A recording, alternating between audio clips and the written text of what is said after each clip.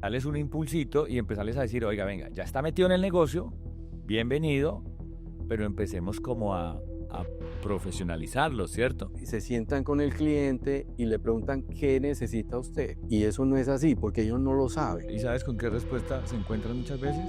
Con, necesito cumplir un requisito de que me firmen una planilla porque tengo que entregar una dotación por obligación y el precio más barato.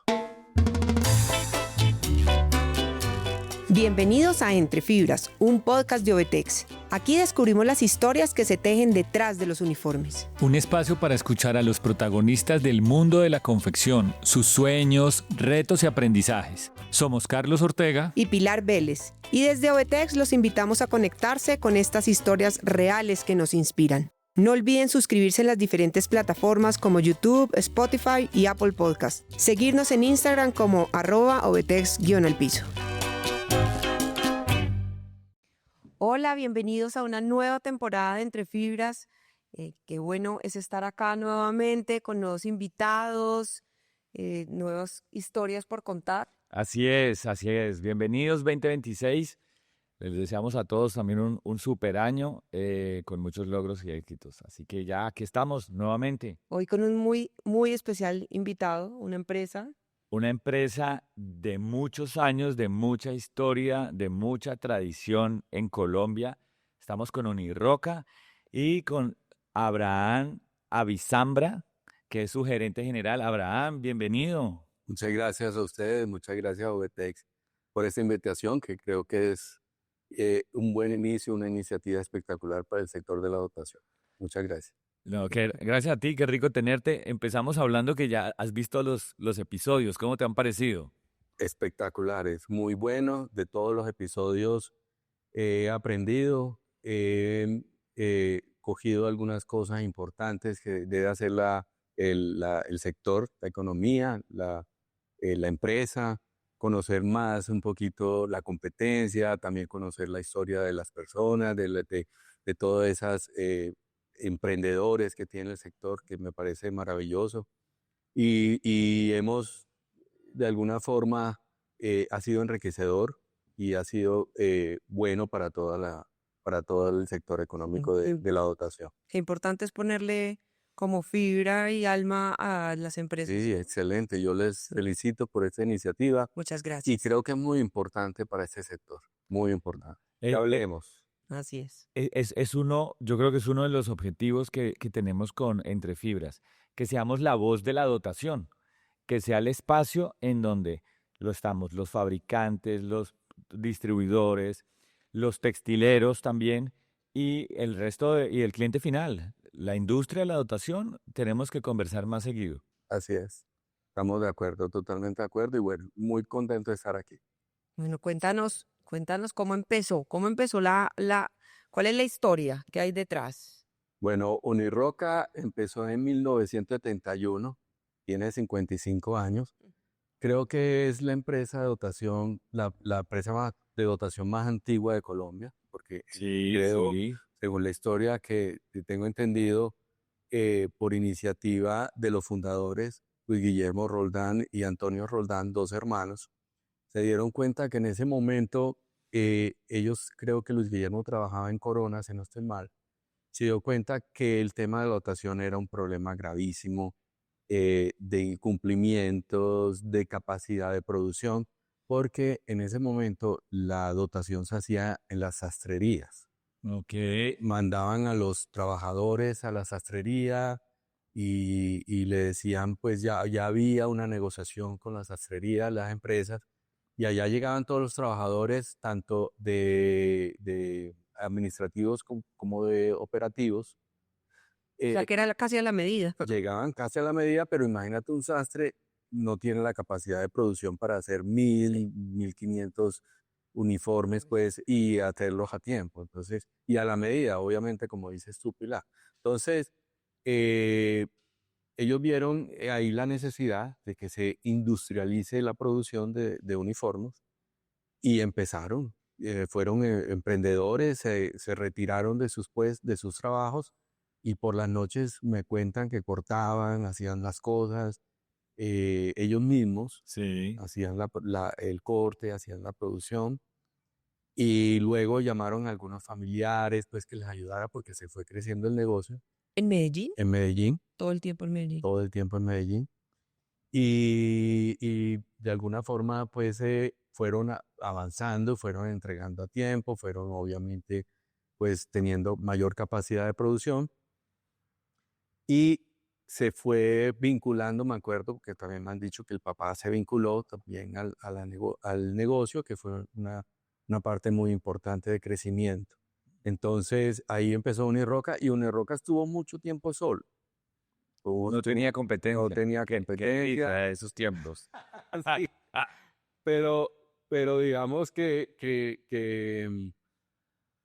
ayudó a consolidar bastante la compañía, a fortalecerla y ya después de 10 años, como los años 80, 1982 por allá, compran la empresa Kinlop, era una empresa de calzado porque querían también queríamos unificar o vender las dos, complementar el portafolio con Ropa el y calzado calzado. industrial y comienza a haber digamos, otro impulso distinto en Uniroca, línea de otra negocio. línea de negocio, un crecimiento más importante. Claro, y Y en el año 82 sale la ley de Belisario de Betancur, que ya era obligación entregar 3 veces al año. exacto, y eso también impulsó completamente a Uniroca. Ya habían algo de competencia, pero Uniroca seguía siendo muy fuerte, muy sólido en temas de capacidad de entrega y todo eso. Y con plantas de producción desde el inicio. Y con planta de producción desde el inicio. Eso ha sido un criterio muy importante de la compañía que queremos seguir enfatizando en estos tiempos. Qué bien. Y de esos años 70 que te hayan contado esas anécdotas o a esas primeras adversidades que se encontraba uno, pues porque no estaba tan industrializado Medellín ni tan desarrollado. Tenemos clientes que montaban en un bus una lona, un bulto lleno de cosas para ir y no los dejaban subir al bus. No sé qué te han contado, Abraham, de esos inicios. Pues mira, ha sido algo difícil porque cuando yo entré, yo llevo 2 años en Uniroca, los fundadores ya no estaban. Los fundadores de la compañía ya se habían ido, ya pues Sí, habían muerto. se habían muerto, entonces, pero digamos que yo sé que trabajaban con dificultad, también ellos mismos cortaban, como les digo, ellos mismos a veces confeccionaban, eh, y también les tocaba transportar el material, tenían el producto, tenían conexiones, entonces ellos mismos vendían, en algunas partes abrían las puertas. Y hay algo muy importante y es que a nivel nacional aparecieron representantes, aparecieron gente que tenía también podía vender el producto a nivel nacional y eso le dio también un impulso muy grande a Uniroca de no quedarse en Medellín, sino empezar a mirar a nivel nacional toda la industria, todos los clientes, las posibilidades y eso también impulsó mucho. Entonces ellos también viajaban mucho a nivel nacional a hacer negocios y Abrir mercado. abrir mercados, no se quedaron acá. También fueron un emprendedor, Luis Guillermo fue una persona muy emprendedora y el mundo, Colombia le quedaba chiquito y abrió mercados en Canadá, que abrió mercados en Estados Unidos. Qué bien. Él era un visionario, era muy visionario Luis Guillermo Muy Roldán. visionario. Y Antonio, el hermano, era administrativo, muy pendiente de la productividad, muy pendiente de que las cosas se hicieran bien, eh, controlando todo el proceso. Me dicen que se vestía impecable. Sí. Sí, parte Un de... saludo a la familia Roldán. Sí, Saludo aquí un saludo grande a la familia Roldán y al aporte que le han hecho al gremio que ha sido gigante. Qué bien, qué bien. Entonces, Ahora, tú eres un invitado bien especial porque no vienes del sector de la dotación, ni de textil, no eres textilero, no eres confeccionista, no eres productor y llegaste acá. No era, exactamente, no era. Y llegaste aquí que por accidente. Cuéntanos un poquito de Abraham Avizambra, porque tienes pues una experiencia de otras industrias y otros sectores y estás viendo con otros ojos pues el negocio de la dotación y tienes también como un objetivo distinto de hacer algo aquí. Cuéntanos un poquito de eso. Sí, bueno, muchas gracias, Carlos. Yo pues soy una persona que todo digamos, mi crecimiento y aprendizaje inicial profesional lo logré en IMUSA, lo tuve en IMUSA durante años. Antes estaba trabajando también en otras empresas, estuve un tiempo corto en el Cerrejón. Yo soy ingeniero de metalurgia. Que soy de Cerrejón, porque tú paisano eres. No, yo soy barranquillero, hace mucho qué bien. tiempo. Pues, pero yo llegué a los 18 años, salí de Barranquilla y vine a estudiar a Medellín. Estuve un tiempo allá. Paisa. es paisa, sí, ya Estados paisa. Unidos y yo me creo paisa, soy más paisa que cualquiera, ando con carriel. Qué bien. Que no me oigan los amigos costeños, pues porque me van a... Ellos también me echan cosas. Pero digamos que por cosas del destino, he estado muy cerca de las empresas familiares, porque mi suegro también tiene una empresa muy exitosa y de alguna forma he conocido lo que se vive en una empresa familiar, todas las ventajas y las desventajas de la empresa familiar, que ustedes ven miles de podcasts sobre empresas familiares y todo ese tema, pero inicialmente estuve trabajando mucho tiempo en IMUSA y logré consolidarme con todo el tema del conocimiento operativo, productivo, de metodologías de calidad, de control de procesos, de innovación, de manejar diferentes áreas, etcétera, etcétera. Luego pasé, ya ahí como las cosas del destino, a gerenciar empresas familiares y, y he pasado por muchos sectores. He estado como y también en corporativas. Y he estado en el sector del concreto, estuve mucho tiempo manejando Indural, estuve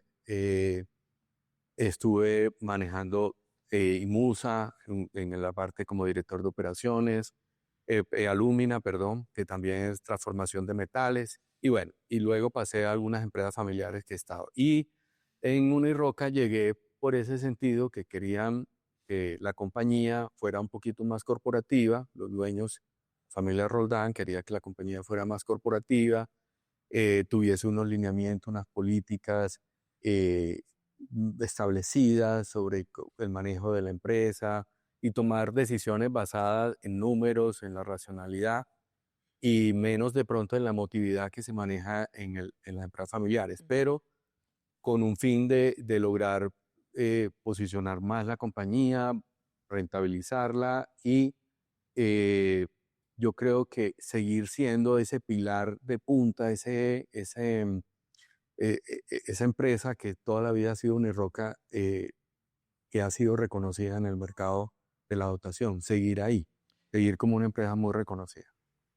Qué bien, ¿y cómo has encontrado el sector que vienes de lo corporativo? ¿Cómo has encontrado este sector que es bien diferente y bien especial? Porque estamos dentro del mundo textil y dentro del gremio textil, pero no tenemos nada que ver con el gremio de moda, ¿no? Así es.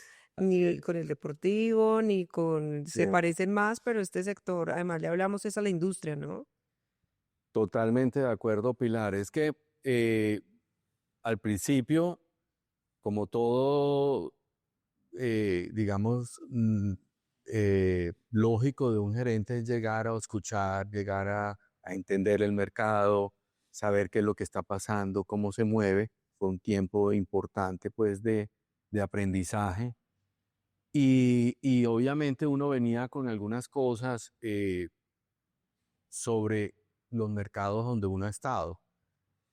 Y lo más disruptivo que yo veo era que cuando yo estaba en los mercados anteriores, tú tenías muy identificado la competencia y tú sabías que podríamos nosotros diferenciarnos y la competencia en qué se diferencia. Y había hasta especializaciones en algunos casos, donde tú lograbas hasta competir con multinacionales que tenían una manera de ver el mercado distinta.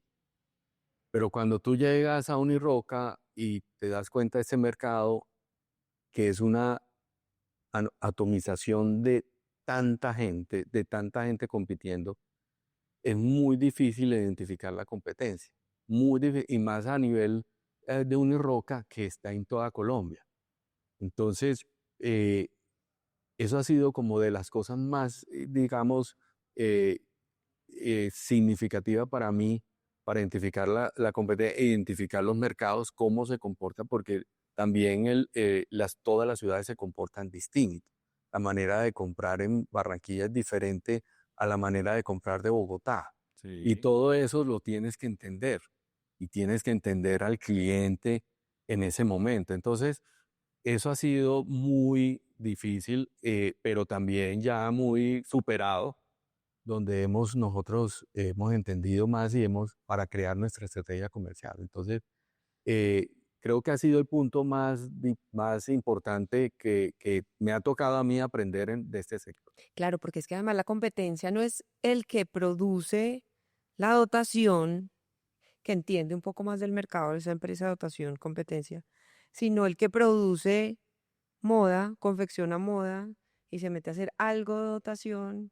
Para ocupar el bache de producción Y de ese junio y viene siendo una competencia, pero que no está entendiendo el mercado, que simplemente entiende de confección, pero que no está hablando de dotación. Total, Pilar. O sea, tú te encuentras el abanico de todos los posibles competidores. Sí. Entonces, hay gente de moda haciendo dotación, de gente importante, hasta metidos en la política.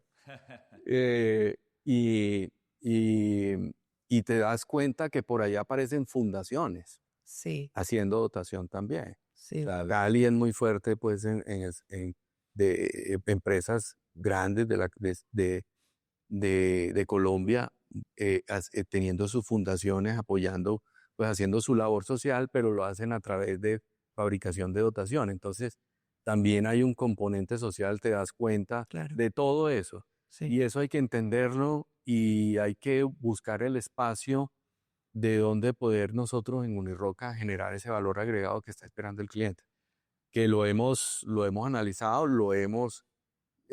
digamos, evaluado y lo hemos interiorizado dentro de la compañía y seguimos creando estrategias muy innovadoras para lograr llegar y seguir estando con una porción importante del mercado.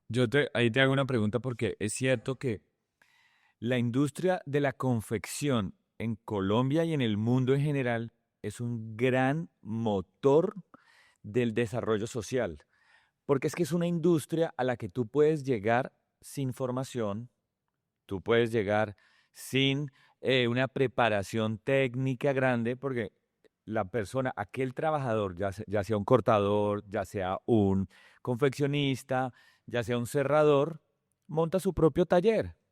Y por eso es un gran motor de desarrollo social, porque en un país como el nuestro, como Latinoamérica, pues hay a lo mejor no tantos accesos a grandes corporaciones, entonces una persona que su oficio era ese, cortar, confeccionar, pues emprende, que es súper valioso, monta su negocio y se vuelve una competencia. Por eso tenemos más de 2.000 confeccionistas de dotación en Colombia, que es una o dos máquinas, que por un lado le ayuda al desarrollo social de Colombia.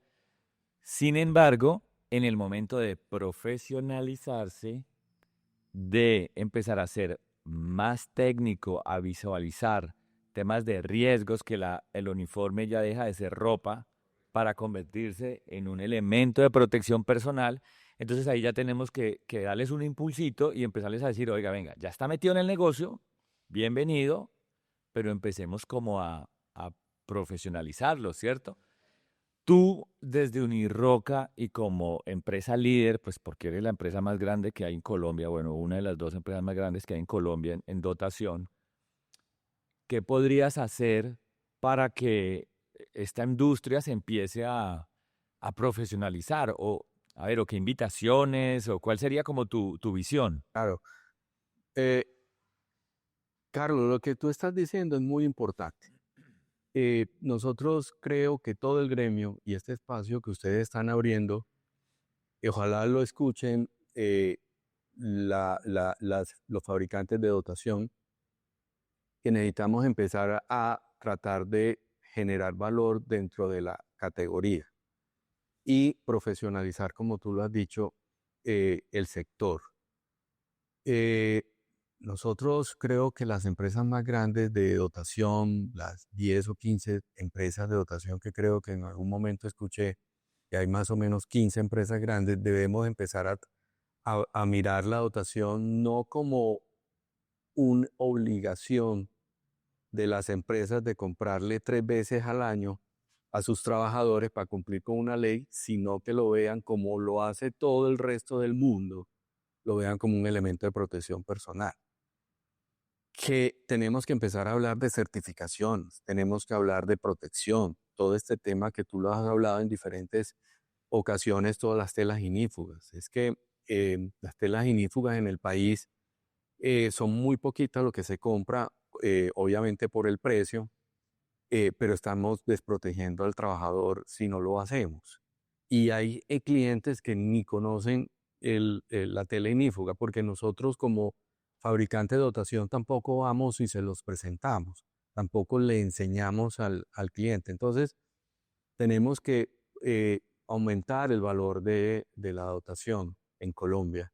Y eso lo tenemos que hacer a través de convertir la dotación en un EPP. Que cuando nosotros nos sentemos con un cliente, estemos hablando de protección y estemos hablando también de, venga, y con este diseño, con estas telas, nosotros somos capaces de dar confort y ese confort se va a convertir en productividad. Hablemos de eso, hablemos de protección, confort, productividad y luego, obviamente, como en todo, el precio, pero no como ahora que el precio es lo primero, ¿cierto? El precio y nuestro sector es muy de licitación, entonces todo el mundo por igual y tratan de convertir el sector en un commodity, entonces se vuelve volúmenes y cuando se vuelve volúmenes tienes que reducir los márgenes y perdemos todos. Entonces pienso yo que tenemos que lograr que la dotación en el país sea un elemento de protección personal, que así lo veamos. Además de que es el deber ser. O sea, Colombia tiene esa particularidad de la ley, pero el deber ser a nivel mundial es que la dotación para el trabajador en cualquier compañía es un elemento de protección personal.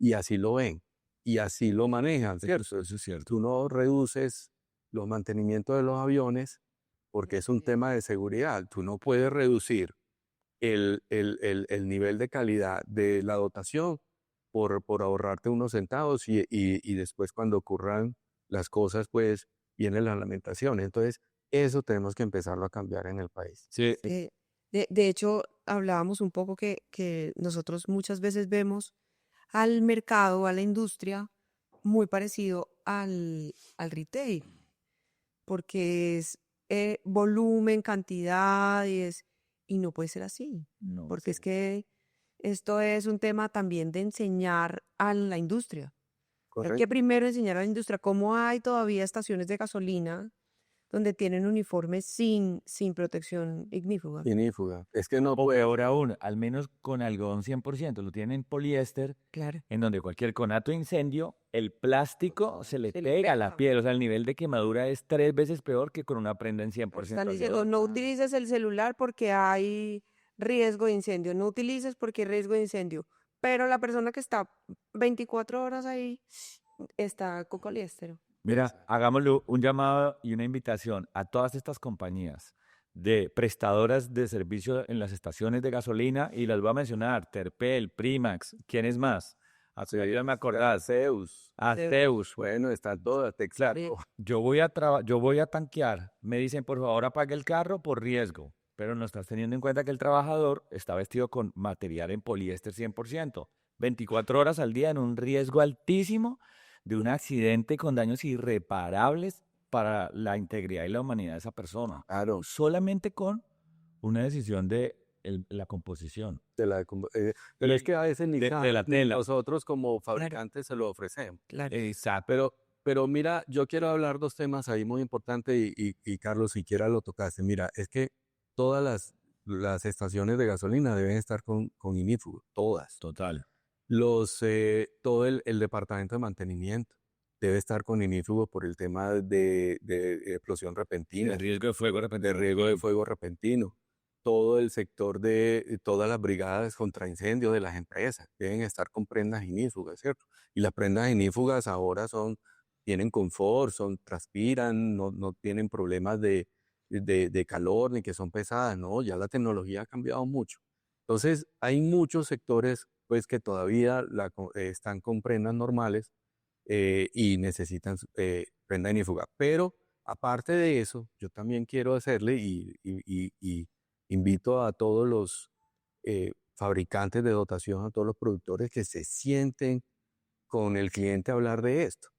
Es que muchas veces nosotros llegamos y los vendedores de las empresas de dotación llegan y se sientan con el cliente y le preguntan qué necesita usted. Sí, Y eso no es así, porque ellos no lo saben. sí. Claro. O sea, Claro.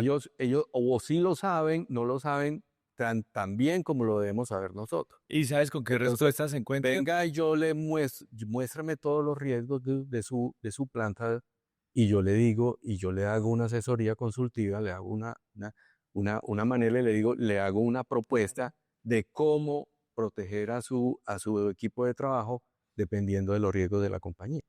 Total. ¿Y sabes con qué respuesta se encuentran muchas veces? Con necesito cumplir un requisito de que me firmen una planilla porque tengo que entregar una dotación por obligación y el precio más barato. Correcto. Mira que esta semana estábamos hablando con un líder, una gran fábrica de Brasil, y nos estaba contando que ellos hace 30 años empezaron a profesionalizar la industria. Y lo primero que empezaron a hacer es volverse más técnicos, ver el producto como un elemento de protección y dejar de hablar de precio. Porque si no, China sí habla de precio y no hay nada que hacer contra los chinos. No podemos. Y aquí en Colombia ya los tenemos con las empresas aquí hablando de precio. Así es. Entonces tenemos entre todos que dejar hablar de precio. Así es. Para ir concluyendo, Abraham, porque este tema está muy bueno, pero nos pueden aquí, no sé, Sí, no nos podemos quedar. ¿cierto? ¿Qué mensaje quisieras dejarle tú, uno, a tus colegas, a los 2000 confeccionistas, que también un fabricante de 2 máquinas es un colega tuyo, chiquitico, pero es un colega tuyo? Y a esos grandes también de 300 o 400 máquinas de producción. Sí, yo les diría pues que más que todas las empresas grandes, consolidadas, que tienen, digamos, una estructura organizacional establecida, que estén fabricando en sus plantas, que en verdad nosotros conocemos el mercado y que nosotros tenemos que enseñarles a nuestros clientes cómo lograr entregar un producto no por precio, sino entregar un producto que en verdad proteja y que en verdad le dé confort, que nos diferenciemos, que busquemos diferenciaciones en nuestro valor agregado, en nuestra forma de llegar al mercado, en nuestros productos y que no estemos de pronto volviendo esto un poquito masivo, un poquito commodity, donde no haya diferenciación distinta al precio. Yo pienso que deberíamos trabajar un poquito más en nuestra oferta de valor en cada una de las compañías y hasta tal vez especializarnos. Hay unas empresas que yo he visto de dotación especializada y yo creo que ese podría ser también uno de los caminos, pero también los invito a todos a discutir un poquito sobre cómo vamos a generar valor en el mercado hacia un producto más de elemento de protección personal. Y ese valor termina elevando el estándar de la industria. Todo, Y si el total, estándar de la industria sube, todos ganamos. Dejamos de competir por el centavo. total. Sí, Así ahí es. una de las conclusiones que vamos llegando es, hay que enseñarle a la industria, porque es que el que toma la decisión ahí es el de compras, ¿no? Sí. Entonces, el de compras, pues tiene que saber de computadores y de dotación y entonces ahí se va es por precio. Pero al computador, como sí lo tiene un poco más visualizado, más conocimiento, sí te compra el mejor computador. Correcto. Pero la dotación, no, venga, yo me voy Sí. por el precio. Y ahí es enseñar desde nosotros, desde nuestro gremio, a la industria. Y te voy a decir algo más, Pilar, el tema también de planeación. El tema es primordial de planeación, porque si tú vas a ver a nivel internacional nuevamente, tú ves que como esto es un EPP, tú lo puedes comprar todos los meses, tú lo tienes que tener en stock, tú lo tienes que manejar como algo esencial dentro de tu compañía para en el caso que se vaya desgastando y tener los reemplazos. Pero en Colombia, como es ley, lo enmarcaron en 3 meses al año, la ley, ¿cierto? Abril, agosto y diciembre. Pero la ley no les dijo a los clientes, venga, es que usted tiene que comprar así. No. Entonces, ahí, Entonces, ¿qué mensaje le mandarías a tus clientes? el mensaje esa es la fecha máxima, pero tú puedes tener meses distintos a esos 3 meses que habla la ley. Claro. Puedes tener, y eso es muy importante que lo hablemos nosotros, ya empezamos a hablarlo. Yo creo que la competencia debe empezar también, los fabricantes, a hablar porque entre todos cambiamos cultura. Es una cultura de más de 40 años, donde queremos comprar siempre en esos meses. ¿Y qué sucede? Cuando haces eso, haces una descontinuidad de la producción. Y lo peor que hay en una compañía, en una planta de producción, es no ser continuo, no tener una estabilidad de producción, sino los picos.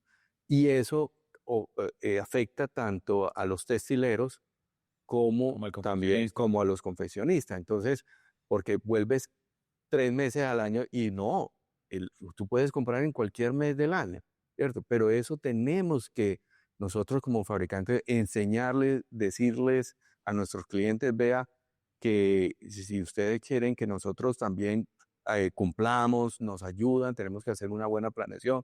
En diciembre es un desastre, porque es que diciembre son 20 días, está fuerte la moda también con los textileros entregando, y son 20 días nomás. Y la gente aparte de eso sale a vacaciones, Así. pero todo el mundo quiere la producción en diciembre y esto claro, no es increíble. Entonces, pero nosotros sé que lo podemos hacer.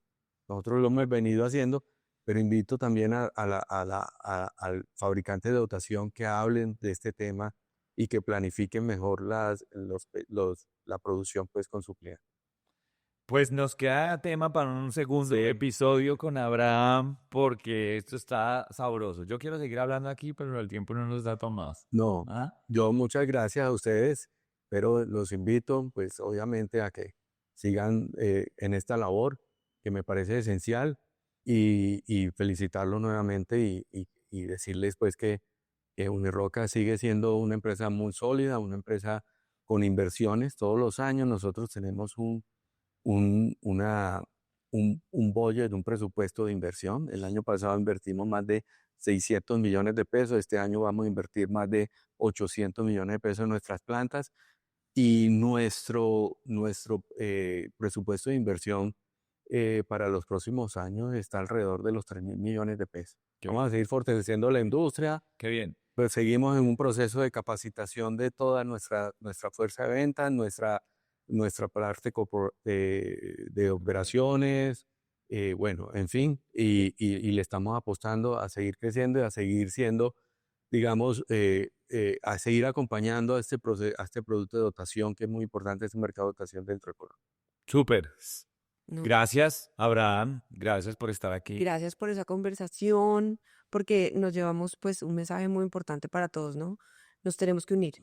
Esa es la voz. Nos tenemos que unir como gremio, tenemos que tener estas charlas más seguido, tenemos que tener estas charlas entre todos, entre la competencia, nuestra competencia, tu competencia, las fábricas textileras, porque este mercado de la dotación es algo particular. Así es. Así es, así es. Invitar a Pero todos. hermoso. Invitarlos a todos. Si no nos unimos ya como para Sí, cerrar, justo. es lo que tú dices. Unámonos, empecemos a conversar para profesionalizar la industria nuestra, elevar el estándar y dejemos de hablar de precios porque si no los chinos nos sacan. Abraham, gracias por estar aquí. Muchas gracias. Ha sido un placer. tenerlo. Muchas gracias Abraham. Muchas gracias a todos y bueno, nos vemos en un próximo capítulo. Chao, chao. Gracias por acompañarnos en este episodio de Entre Fibras, un podcast de OVTex. Nos encanta descubrir las historias que hay detrás de cada prenda y esperamos que esta también te haya inspirado. Si te gustó este capítulo, compártelo, suscríbete y déjanos tus comentarios. Queremos seguir hilando estas historias contigo.